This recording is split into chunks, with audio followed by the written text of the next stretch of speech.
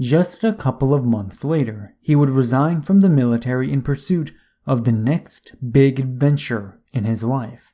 A young woman named Sarah Knox Taylor. Davis had been seeing Sarah Knox Taylor since about 1832. They were crazy for each other, and it wasn't long before they were making plans for marriage. And here's the cool part. Sarah was the daughter of Zachary Taylor, the future president of the United States, and he denied Davis the opportunity to marry his daughter because he didn't want his daughter to be subjugated to the military lifestyle. And understandably so. It's oftentimes not a great life, especially at this particular time in history where actual years can go by without seeing your family at all. Aside from that, though, Zachary Taylor really had no animosity toward Davis, and you can bet your rear end that this contributed to him resigning from the military. For a career path, Davis really didn't have anywhere else to go, but that didn't stop him. He was going to be with Sarah whether he was in the military or not, or owning a business, or whatever else he had to do. He was willing to take the risk to be with her. And here's the really touching part about their relationship. There was an entire 18-month period where they didn't see each other at all. Man, that's a long time. And there's only one surviving letter between the two.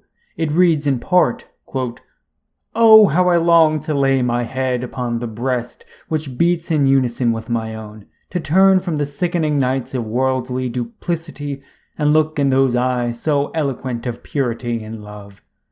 End quote. After their marriage, they went down to Mississippi to spend some time together. Davis also began building a plantation that was going to be the future of their economic standing. Davis's older brother, who had been the one who raised them, Joseph, was going to help them establish a life together.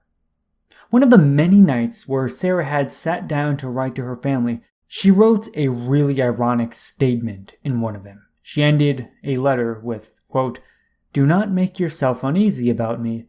The country is quite healthy." End quote. That sounds a little weird, doesn't it? It does, at least until you understand the context of antebellum America.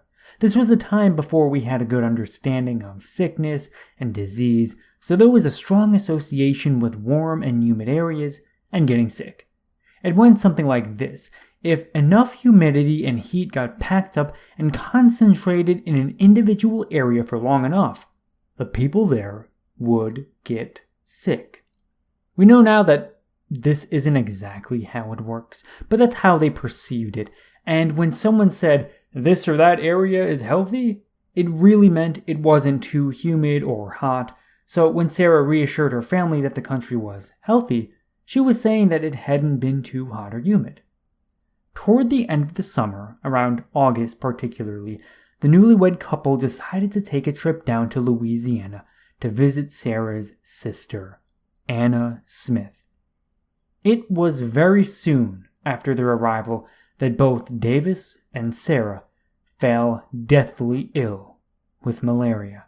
And the malaria in the southern United States during this time was particularly atrocious.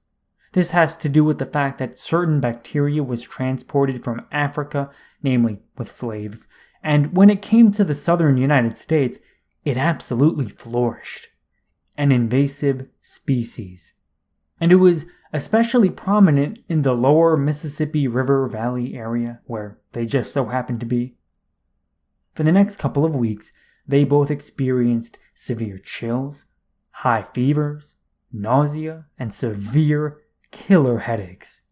The records aren't clear about the kind of medical treatment the couple received, if any. After weeks and weeks of this suffering, things came to a head on September 15th, 1835. Davis awoke from his bed to hear Sarah singing her favorite song, Fairy Bells, and within moments, she was dead.